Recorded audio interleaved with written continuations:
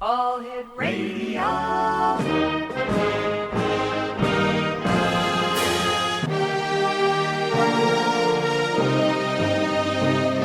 Welcome to the X Zone, a place where fact is fiction and fiction is reality.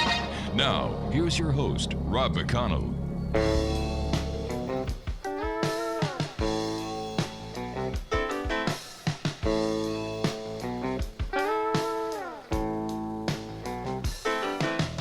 Ivan was an old bear tracker. Tom was a man with dreams. And Ernie came along and I wrote the songs about a creature that few's ever seen. Monsters, myths, and mysteries, legend, tales, and facts. It brought us all together, and it's a reason for the fact. And welcome back to the X Zone, hour number 2 of tonight's show. And we're coming to you from our broadcast center in St. Catharines, Ontario, Canada, on your hometown radio, Classic 1220, and streamed around the world on classic1220.ca. My guest this hour is Shetan Noir, and we're going to be talking about cryptozoology, the paranormal, gems, and fossils. Joining me now from Brighton, Michigan, is Shetan. And Shetan, welcome to the X Zone. Well, thank you for having me on, and it is a pleasure. Shetan, tell us a little bit about yourself and what got you into investigating and writing about cryptozoology, the paranormal, gems, and fossils. Well, those are all subjects that I personally love and have enjoyed researching almost all of my life. And really, it just boils down to coming from a generation growing up where adventure was just right outside your door, and living next to a woods and having a horse. Boy, I could make my own adventures. But for cryptozoology, it started when I went camping with my family between the ages of 9 and 10, like many Midwestern families. Mm-hmm. Our summer vacations were camping. So one particular summer, my family chose a campground, and I believe its name was Crystal Lake. It was here in Michigan, and it was famous for having a crystal clear lake, but that wasn't what was the scary monster part of it. The scary monster part of it was two-part. One, it was either an alligator or crocodile that they had in a large dog kennel next to the gift shop. And it was alive. So they would tell all of the children who were asking, is that real? They'd say, yes, we caught it right there out in the lake, and there's more of them out there. So that particular summer, I was not going swimming. I was not going fishing. Don't you dare get me near that lake, because those creatures are in there. Yeah. But if that wasn't traumatic enough for me as a young child, one of the weekends that we were camping there, they decided to show for family movie night the Patterson-Gimlin film and The Legend of Boggy Creek. Now, young me had always thought there was only one Bigfoot, and it lived somewhere on the west coast of the United States. But now I realize that they live everywhere. And after watching those two movies, I spent the next 45 minutes hiding in the women's bathroom, too afraid to walk back to my truck camper and my family's camper. So two older women very politely escorted me back to the truck camper. And after that, I got a subscription to Fate magazine and faithfully read every chapter in it. Every article, every little ad that there was in it. Then, of course, at that time, this was early 80s, the most you could find on those subject matters, the paranormal, Bigfoot, Atlantis, Loch Ness, UFOs, would be these little chapter books that you would get usually at the used bookstore. And every couple of months, a new one would come out with just slightly, different information. And I would buy each and every one and just, carefully read and research it from there. So that's what started my interest with the paranormal and cryptozoology. And I've had many experiences with the paranormal. I've had at least one confirmed Bigfoot sighting of my own, and possible Dogman evidence that I've found. But for fossils, ever since I was a young child, I have loved dinosaurs. I have loved prehistoric creatures. Lake monsters are one of my very favorite subjects to talk about. And you can't have lake monsters without taking a look at the prehistoric marine reptiles like plesiosaurs and mosasaurs. So I always try to investigate those and research those as diligently as I can, because I love the information. I love knowing more about the fossil record, and I love going looking for, any type of fossils that I can collect, such as ancient shark teeth, the Petoskey stones that we have here in Michigan, the horn corals. So that all fuels, my great interest. And then who doesn't like gemstones and stuff of that nature? So every time I get to go to a rock show or gem and mineral show, I try to make it, because you never know what interesting things you're going to find. I could just imagine you, a little girl, having been told that there's crocodiles in the lake, and then that night watching Bigfoot. No wonder you were afraid to go out. Yeah, I was not too thrilled with our camping. I guess not. Decision that summer, because it was like, well, the most I'm going to do is sit next to the fire, and that's it. I don't want to go play. I don't want to go swimming. I don't want to go see any more movies, because who knows what is tomorrow night going to be Jaws? Who knows? Oh my heavens! Tell us about your Bigfoot encounter. So my Bigfoot encounter happened actually in Minnesota, and it was actually the first time I went up to visit my mom. My mom works at the North American Bear Center up in Ely, Minnesota, as the black bear curator.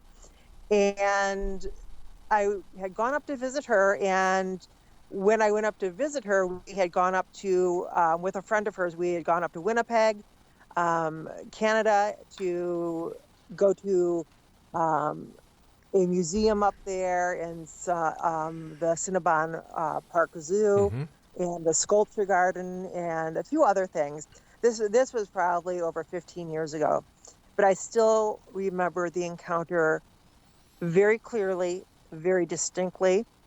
My vehicle that I was driving at the time was a red Jeep Wrangler Sport. And I mentioned this detail because the dimensions of a Jeep Wrangler, even a Sport, do not change. They're very universal. And it was a soft-sided. So when we got back from Winnipeg, back into Ely, Minnesota, we looked at the weather forecast, and there was a major snow front coming through. So this was the very first week of November.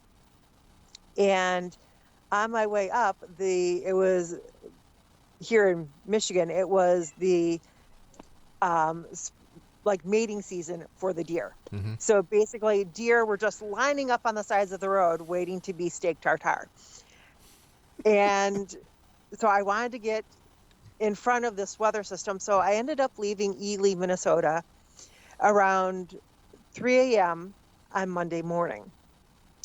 And you take a 2-lane highway to the outskirts, the very outskirts of Virginia, Minnesota, which is about 55 minutes from Ely, Minnesota. And as I was going up the on-ramp right outside of Virginia, Minnesota, my headlights shone on, and this is how it looked in front of me. It was headlight, thick, furry leg, tall grass, thick, furry leg, headlight. Wherever the head and chest of this animal was, it was higher than what my headlights were shining. Wow. Which was higher than what my head was sitting inside the vehicle. Now, standing outside my Jeep at the time, I could rest my chin on the very roof of the car, the top awning canvas of my Jeep. I'm 5'8". So wherever the head and chest of, or head and shoulders of this Bigfoot was, that was 7 feet up. And the fur was very distinct, very thick fur, but a very like tuft fur, like a animal that's been outside all year long. The color was a very dark black, but with a reddish tinge. Like, the best way I could describe it is like a Newfoundland dog that's been outside all year long, black but sunburnt black, which gives off a reddish cast when sunlight or bright light is shown on it. And Wow. I got a very good look at the legs. These were not the legs of a bear. These were not the legs of a moose. These were thicker than either one of those animals. Now, I got a good 10-second look at these legs, and while this is happening, I am actually traveling up the on-ramp. And by the time I bring the car to a stop and I'm rationalizing with myself, what did you just see? I am already up on the 4-lane highway, and I stop. And I'm debating with myself what my next course of action should be, because being 15 years ago, the phones we had back then are not these gorgeous, awesome mini computers that we hold in our hands. I had basically a T-Mobile flip phone, which I thought was pretty state-of-the-art at the time. Oh, it was back then, yeah. I could take pictures with it. The pictures were pretty good quality, better than my digital camera could give me, but still not as good as we have now. So I'm sitting there thinking, do I cross the median, go down the off-ramp, come back around, and try to get pictures of it? And part of me is like, yeah, we should do that. That sounds like a great idea. And then the more rational part of me kicks in and says, so how are you going to explain it to your mom, the state police, and the tow truck driver of how your Jeep got flipped on its side? All right, now hold on. We're going to have to take a little bit of a cliffhanger here because I have to take my first break. Fascinating story. By the way, Exonation, if you'd like to find out more about Shetan Noir, my guest this hour, she has a Facebook page. Just go on Facebook and type in Shetan Noir. That's SHETANNOIR. This is the X-Zone. I'm Rob McConnell. Shetan and I will be back on the other side of this break as the X-Zone continues from our broadcast center and studios in St. Catharines, Ontario, Canada on Classic 1220 and streamed around the world on classic1220.ca. Don't go away.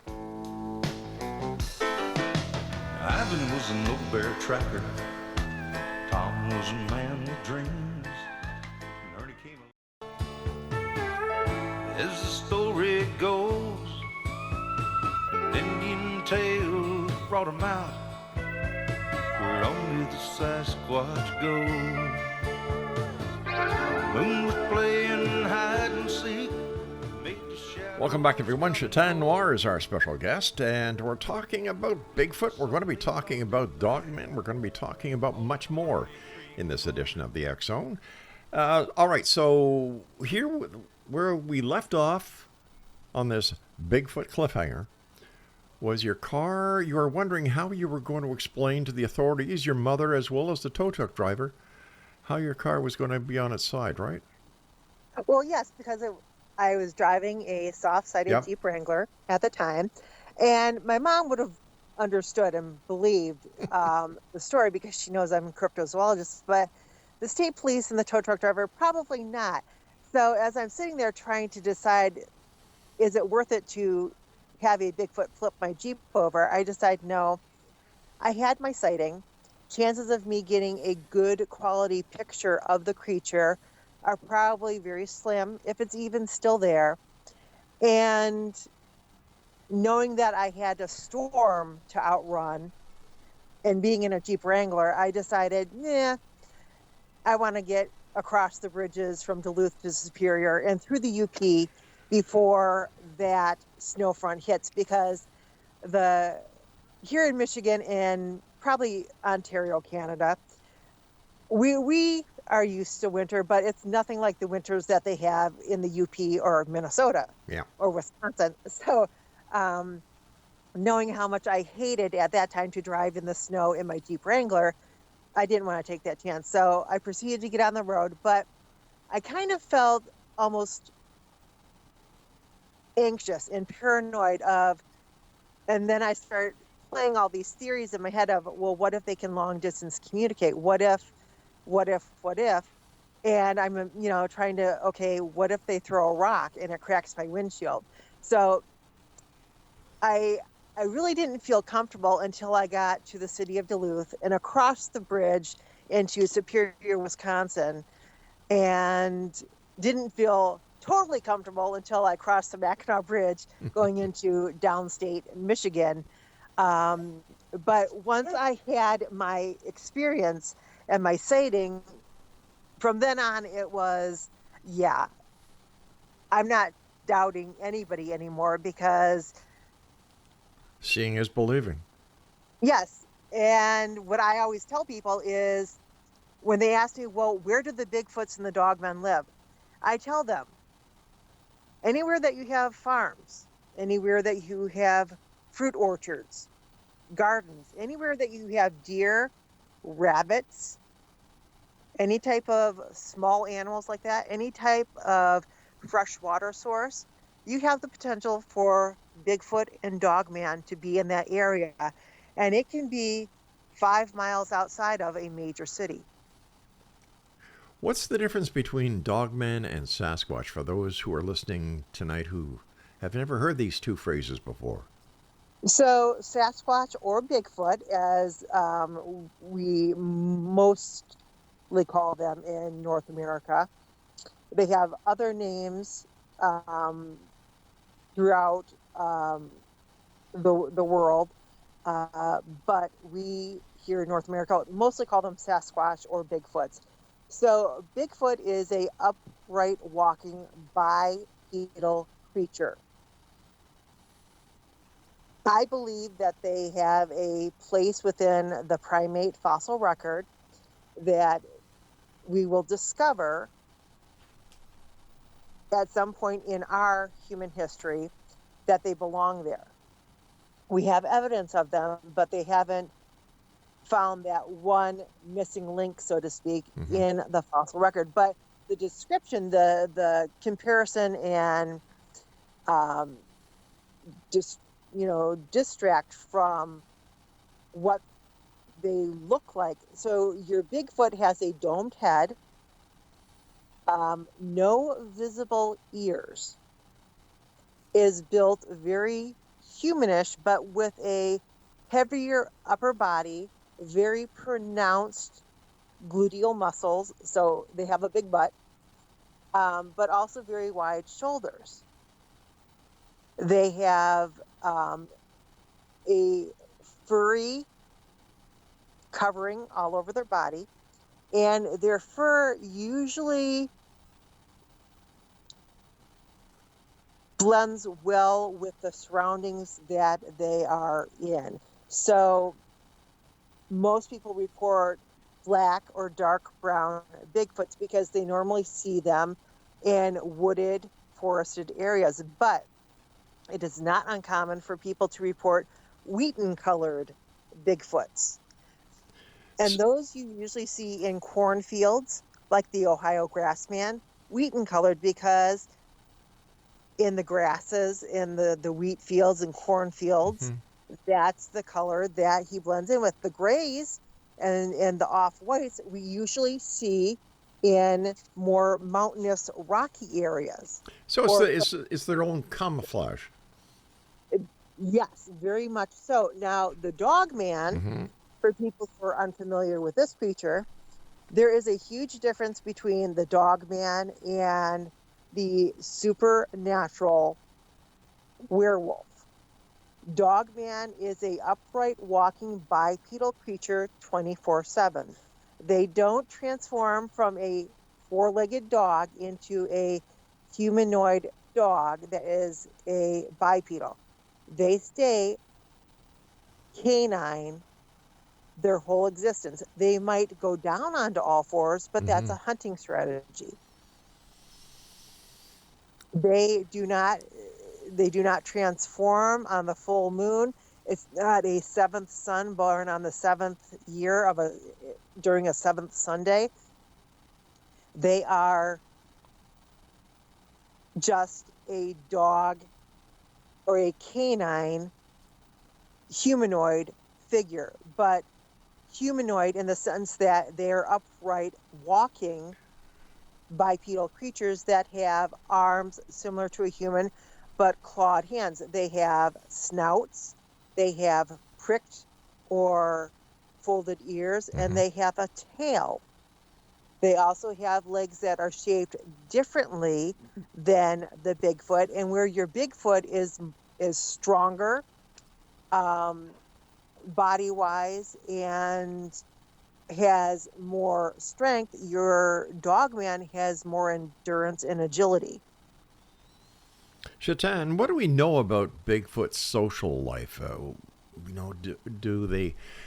Do they live in communities? Are they solitary figures? I believe that the males are more solitary, and the females are very similar to what we see with chimpanzees, great apes, orangutans. You have mothers with offspring, and they form family units. And the reason I say this is because it is well documented by both Bigfoot researchers and Dogman researchers that when a pack of dogmen move into a Bigfoot territory, the Bigfoots all up and leave. Wow. They don't try. They don't try to defend the territory.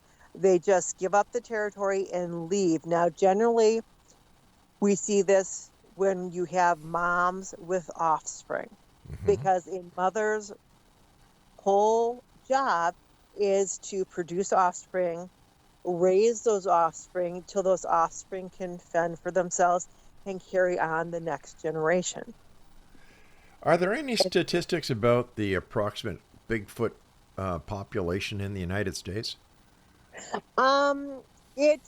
It's so variable because we are constantly getting updated reports and sightings, but for every report and sighting that we get, only a percentage of them are real or from honest, legitimate sources and not being hoaxed. So the amount varies. But I would say for a male Bigfoot, I would say that it would be an easy estimate to say that each one of them had a 100-mile territory. Well, that's quite large. Yes, but when you consider that thing like species like gray wolves can travel up to 40 miles per day. Why, in your opinion, hasn't there been that all-conclusive photograph of Bigfoot yet? Especially since everybody has a cell phone that has a very, very good digital camera. Well, there's several reasons. Okay.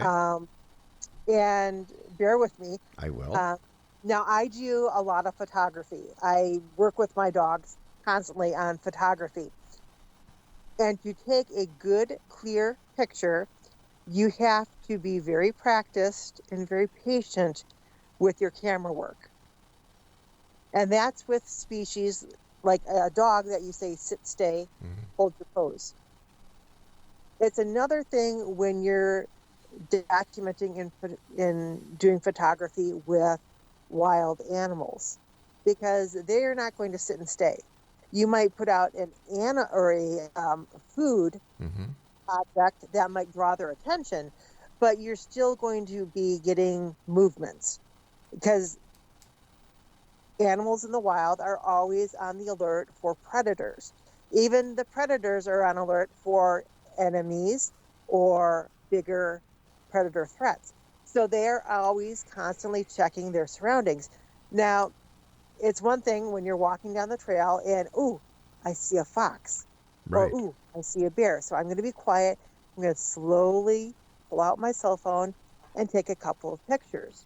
Now, depending on how calm you are in that situation, you might be able to get off a series of pictures. Now, let's say you're walking down a trail and a Bigfoot just happens to walk out on the trail when you are. You see it, it sees you, it knows you are a human being and you are a potential threat. Now, that Bigfoot is not going to stay on the trail long enough for you to pull out your cell phone and take a picture of it. And even if you do, chances are you are going to be so either nervous or the adrenaline is going to be pumping that even when you try very hard, you're still not going to be able to hold your camera, your cell phone, still enough to get a good picture. So then your options are, well, I'll venture forward to the spot where, if you are that brave or courageous to continue forward to the spot on the trail where it crosses, has crossed your path, and try to see if you can take a picture of any footprints. But most of the time, most people will turn around and leave because, one, they did not believe that creature ever existed, and now they've had a in-person encounter with it, and they're scared. They're going to go back to Seeing is civilization. believing. And we'll be back on the other side of this break as the X Zone continues from our broadcast center and studios in St. Catharines, Ontario, Canada. And you're listening to us on your hometown radio, Classic 1220.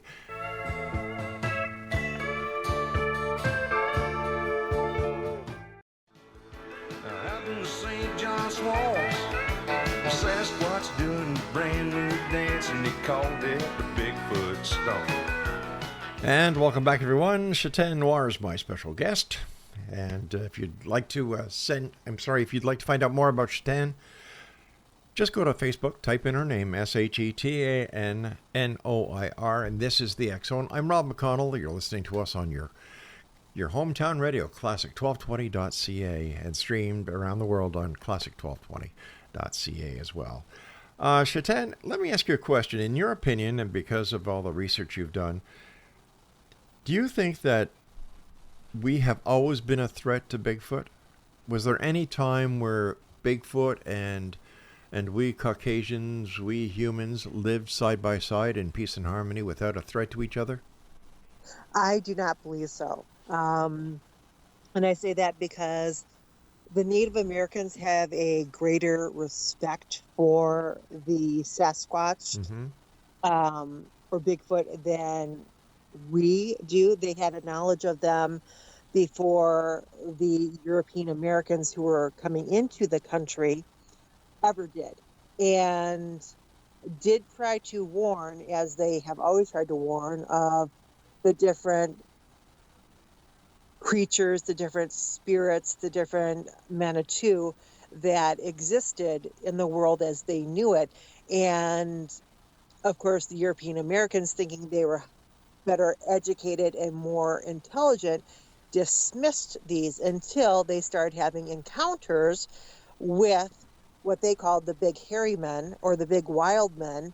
And back in those days, the humans were not that well protected. They had single shot revolvers, shotguns, the gunpowdered shotguns,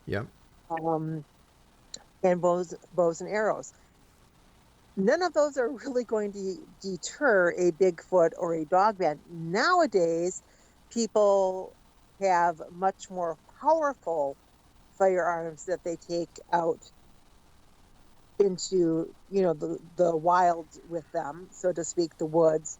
And so I think now the Bigfoots, they see the human population differently than they did 100 years ago, 200 years ago, because now humans are driving around in these vehicles, cars, trucks, RVs, that are protective, you know, layers around us, but they've also seen the destruction that we can do to the landscape with bulldozers Right. and the backhoes and rock trucks and things of those natures. So I do not think that the Bigfoots have a lot of trust in human beings. There might be special occasions where a family that's maybe lived generation, you know, in a same location might establish a working relationship with a Sasquatch, but still that relationship is just, I want to say it's a very flimsy communication, because at any time the Bigfoot might misunderstand what the family is doing and perceive that as a threat. And then all of that goodwill, all of that, hey, we have a Bigfoot as our, you know, friend, Right. goes out the window.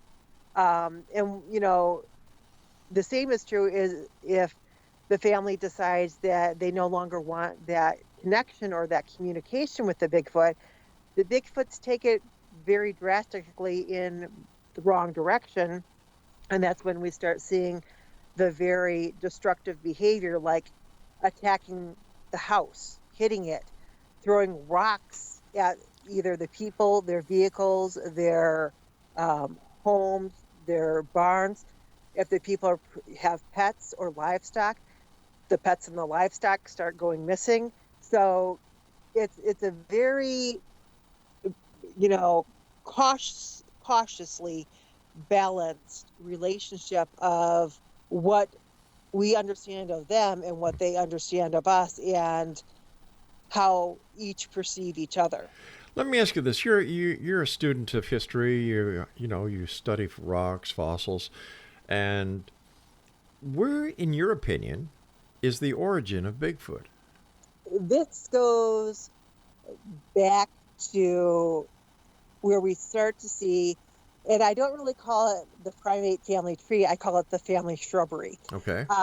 Because there's so many branches that sprout off out of the same groups. So Yeah. with the two biggest primates being that we know of, human beings and the great apes or the gorillas, silverback gorillas, there has to be something in that middle point. The missing link. Yeah. Exactly. Where we have the Cro-Magnon man, we have Gigantolopithecus, who start going in the direction of modern humans. But we need to find where the fossil record goes from the great ape point, or the silverback gorilla point, up to the Neanderthals and Cro-Magnon man. And within that area right there is where we're going to find the fossil relative that becomes eventually Bigfoot, Sasquatch. And when we find that, then we will have more answers. Why is it that to this very day, here we are, February 2024, nobody has found the remains of a Bigfoot who's passed?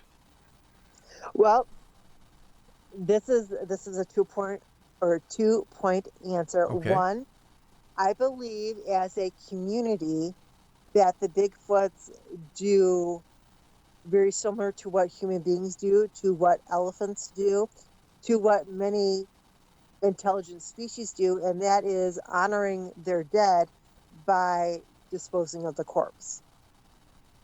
Either burying it under rocks or debris, so that it's protected and isn't left out in the elements. But there's also the natural part of that, and that is after a body decomposes, or while it's decomposing, you have, if it's not buried, you have every creature in the forest Yeah. coming to take advantage of that resource. Birds, mammals, reptiles, anything that's a carnivore or an omnivore is going to come and eat from that carcass. Yeah, I agree. I agree with you, Shetan. But what about? There's something there that I don't understand, because hunters go out into the woods and they find the bones, the skeletons of deer, the bones, skeletons of bears, skeletons of moose, and other animals of the forest, and yet never a Bigfoot. And so we also have animal in the forest going and taking those bones to chew on them, because bones have minerals in them, like calcium. Right. Calcium is a very highly sought after commodity in the natural world, because every female animal that's producing young needs calcium for milk Right. and develop bones. So you have skeletons that become disarticulated and scattered about. So because physically a bipedal primate, humans or Sasquatch, might look very similar, when we do find disarticulated skeletons, and I'm sure this has happened without even forensic scientists realizing it at that time, there is the possibility that Bigfoot or Sasquatch skeletal remains have been found Right. and misidentified as a large human being.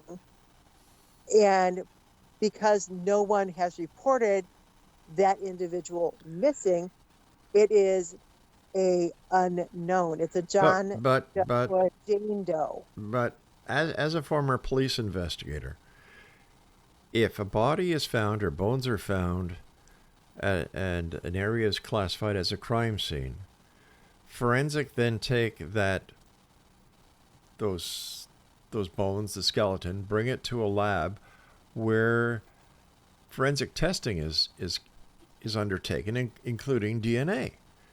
Is it possible that the DNA of Bigfoot would be the same as a human, so that the identification could not be cross-matched and made?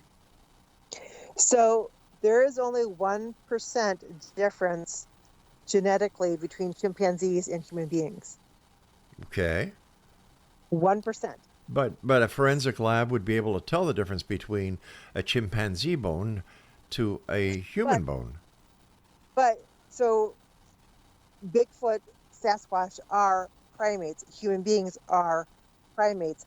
So we're going to see a very similar DNA code. I don't think so.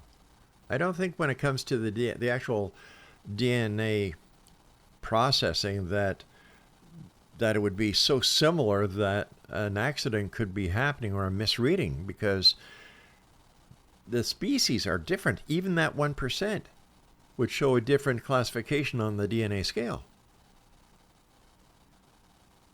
It may, and when we finally do get a skeleton Right. of a Bigfoot, and science as a whole can examine it and have universal access to the findings of what the DNA genetic code of the Bigfoot is compared to the rest of the primates, including human beings, great apes, gorillas, chimpanzees, bonobos, all of those, and see how, and if there is a difference in how marginal the difference or how wide the difference is between each of them is, it might open up more case studies of, okay, all those large human bones that we have no reports of somebody of that description missing.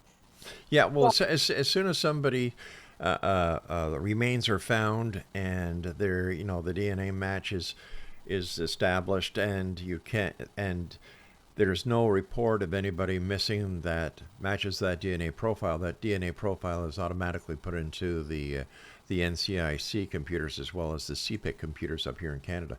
Listen, you and I have to take our final break. Fascinating conversation with my guest this hour, Shetan Noir. We'll be back as we wrap up this hour here in the X Zone with yours truly, Rob McConnell, from our broadcast center and studios in St. Catharines, Ontario, Canada, on your hometown radio, Classic 1220, and streamed around the world on classic1220.ca. We'll be back as we wrap up this hour. Don't go away.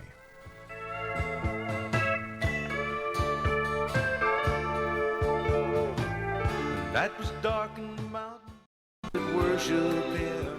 And welcome back, everyone. This is the X Zone. By the way, all the tracks I've been playing this segment are by Philip Malborough, who's also known as Ramblin' Jack. So, Ramblin' Jack, thank you very much for allowing us to use your great music here on the show.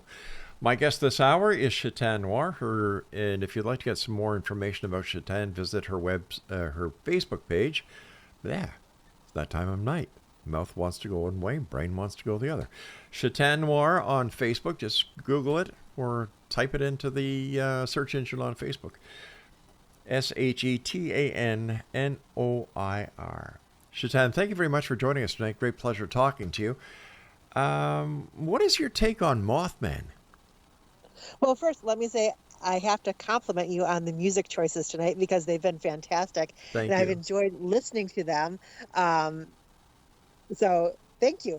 Now for Mothman, Mothman is one of those weirdo creatures that really I have written a book on flying cryptids. I've investigated flying cryptids. I've done research on flying cryptids, and Mothman is one that I have to put in the woo category because Woo? woo, as in Woo woo?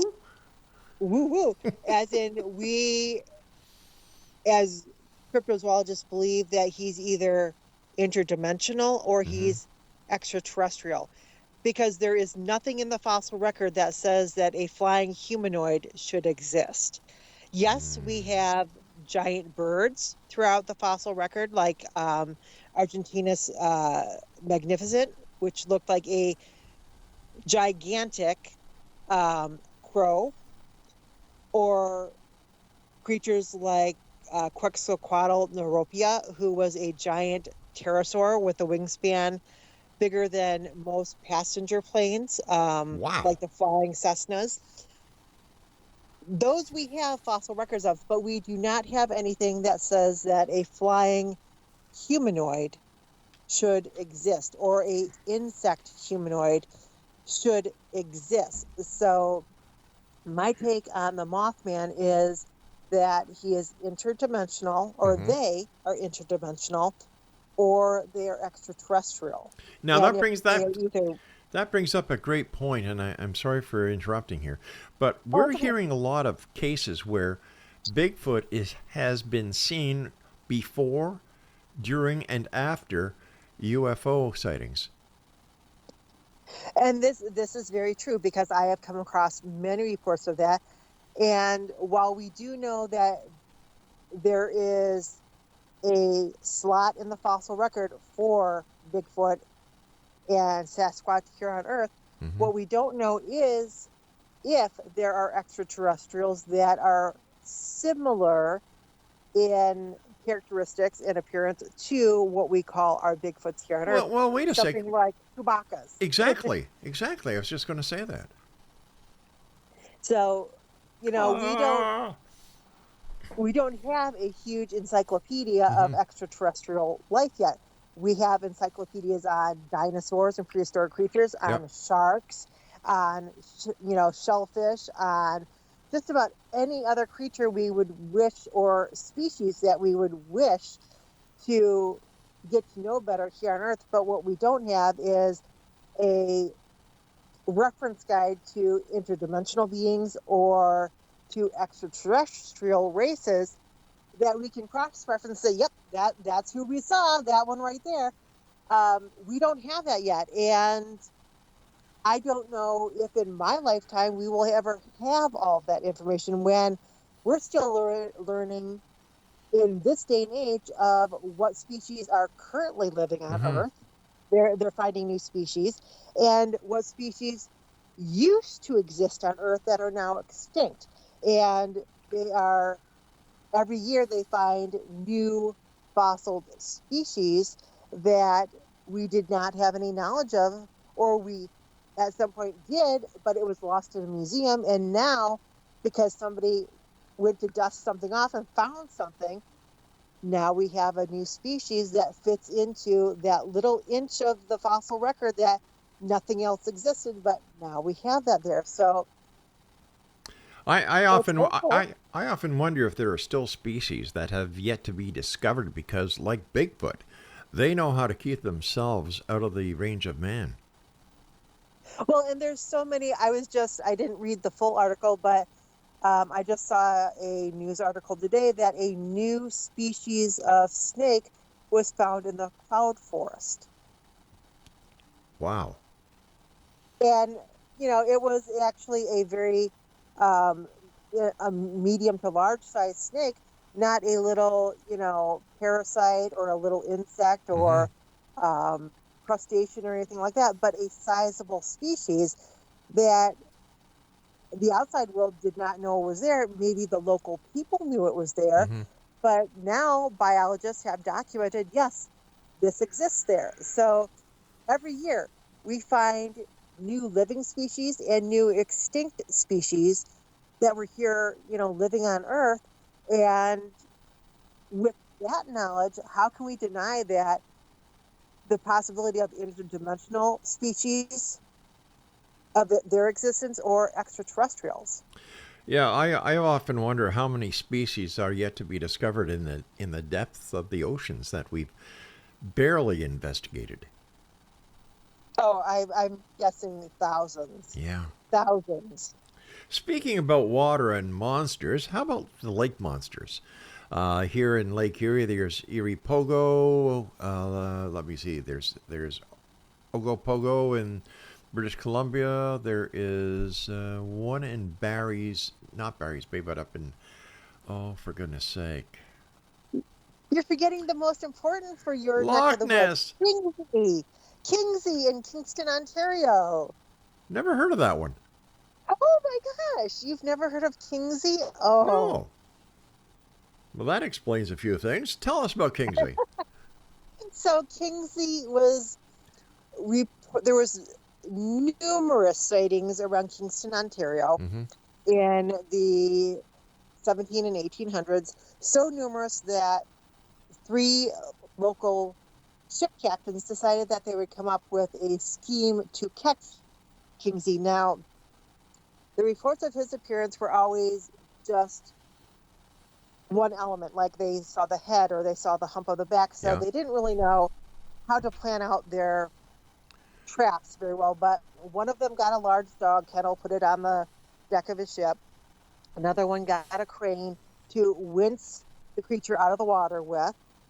And the third captain decided, well, they had to have a way of taming Kingsey. So he went to all the local farmers, all the local breweries, and he got all the hops and mash that he could find, and then he dumped barrels of it in the bay. Oh, that explains why everybody was drunk that time then. Pretty much, but they really angered the local fishermen, because when they did that, they killed off all the fish. Yeah. And they were never able to capture Kingsey, but they still, talk of, or at least there's the reports of Kingsey. So I wrote a book called Lake Monsters and Odd Creatures of the Great Lakes, and document all the historical sighting reports of the different types of lake monsters that have been reported in all of the Great Lakes. And I'm up to like 6 categories that they fall into. Unbelievable. Speaking about the Great Lakes, the Great Lakes Triangle, have you done any research into that? So all of the Great Lakes have at least one Devil's Triangle. Lake Superior has 2 of them, and Lake Erie has a quad angle. And what's a quad angle? So the quad angle is because Lake Erie is a narrow and long body of water. It actually, the angles of it. Think of a square with slanted sides on all sides. So it's a quad angle. And of course, Lake Erie is also the shallowest lake of the Great Lakes. Yes. And So you know, there's- something that a lot of people may not know is that the Great Lakes are so large that it has its own weather system. Yes. Yeah. Particularly Lake Superior. But Yep. going back to Lake Erie, so one of the case points that I like to reference in reference to lake monsters and how we never find them Mm-hmm. is the fact that in modern times, we're talking in the 1900s, a all-metal ship called the Bessemer Marquette #2 sank in Lake Erie. Now, she was 2 stories high and about the length of a football field. She has never been found to this day. That's a big ship to be lost in a lake like Lake Erie and not be found. That is truly a mystery. Right. So if an object of that size Mm-hmm. can go missing in one of the Great Lakes, then a free-moving animal Yeah. or animals can be almost anywhere in the lakes. Another lake monster that's rather famous that is in both Canada and the United States is Champ, the lake monster of Lake Champlain. Yes, I actually did an expedition to Lake Champlain.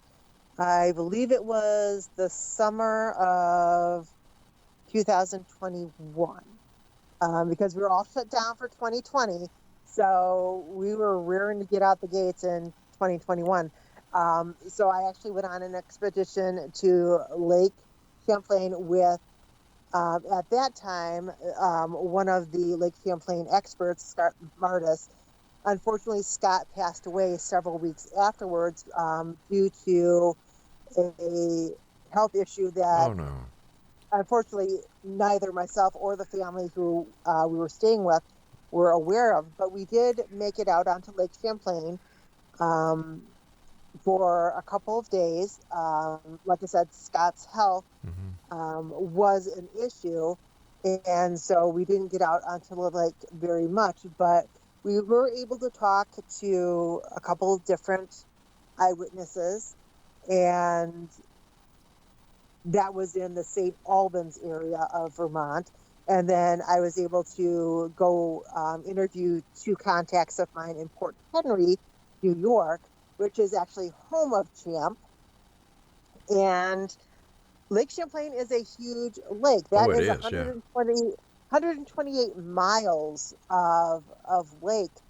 And once again, it's not cordoned off. It's all open. Yeah. So it's, it's possible for anything to be in that lake. And just because you check one part of the lake doesn't mean that Exactly. it's not living in another part of the lake. Shetan, I hate to do this, my friend, but the time has come when I must say so long to you for tonight. But we'd love to have you back on in the future. Thank you so much for joining us. It's been a great hour with you. Time has gone by so fast.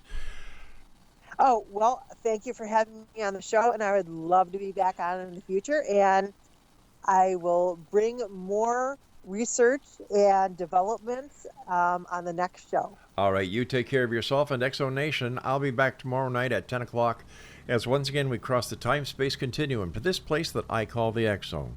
So until tomorrow night, to everyone who's listening to us here on Classic 1220 and streaming around the world on classic1220.ca, always keep your eyes to the sky and your heart to the light. Good night, everyone.